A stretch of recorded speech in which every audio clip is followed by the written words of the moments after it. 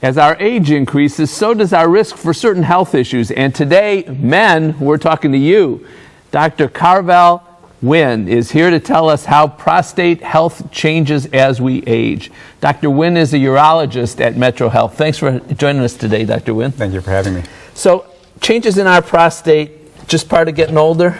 Absolutely. For most, if not all men, our prostate gets larger as we get older, and that can lead to symptoms and problems. What kind of problems? Mainly symptoms and difficulties with urination, and they can be grouped into irritative and obstructive symptoms. All right, so you put up a list here. Just go through that quickly for us. So getting up at night to urinating frequently during the day, feeling that you got to go and you got to go now, having to push or strain to get the urine out, and having the sensation that you're not emptying the bladder completely. Is an enlarged prostate, does that mean we have prostate cancer, or does that lead to prostate cancer? No, that's a good question, and the answer is no. Prostate enlargement occurs in most, if not all men, and is independent of prostate cancer.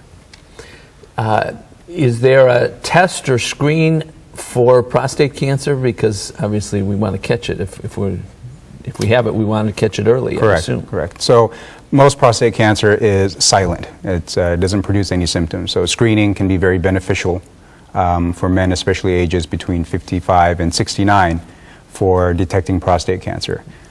What do we do? What's involved in the screening? The screening involves a blood test, checking a blood test called PSA, okay, as well as a digital rectal examination to feel the prostate to test for any lumps or bumps that could be indicative of a tumor. No alternative to the, I guess it's formally called a digital rectal exam. We still have to have that. Correct. There's we don't have a good alternative for it yet. All right, so we go through this. If the doctor finds something, you mentioned a lump or something, then what? At that point, we would perform a prostate biopsy, where we would basically take tissue samples from the prostate and look at it for cancer. And if there were cancer, then we would discuss treatment options at that point. And what kind of options do we have at this point? There are a number of options, actually. One is just to basically watch, what we call active surveillance. A lot of prostate cancer that we diagnose tends to be slow growing, and so many men will just die with their disease instead of it. Die of something else.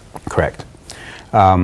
If we were to treat the prostate cancer, there are many treatment options as well, including surgery, where we remove it, radiation, where we use radioactive energy to kill the cancer, as well as cryosurgery, where we use freezing technology to freeze the cancer. How effective are these treatments? They're very effective, and the 5-year survival rate for the majority of men who are diagnosed with prostate cancer exceeds 95%. Wow. So it's very treatable. And again, find it and treat it as early as possible. I assume that if you wait, you're enhancing your risk of not being successful. There is the potential for that, correct. Great. Well, good information. Thank you, Doctor. You're Appreciate welcome. it. Yes, the risk of prostate problems increases with age, but the real risks are not seeking treatment and not getting a screening. Help is available. To learn more, use the information that's coming up next. Find out more by calling Metro Health at 216-778-7800 or visit www.metrohealth.org. Want more Metro Health medical information?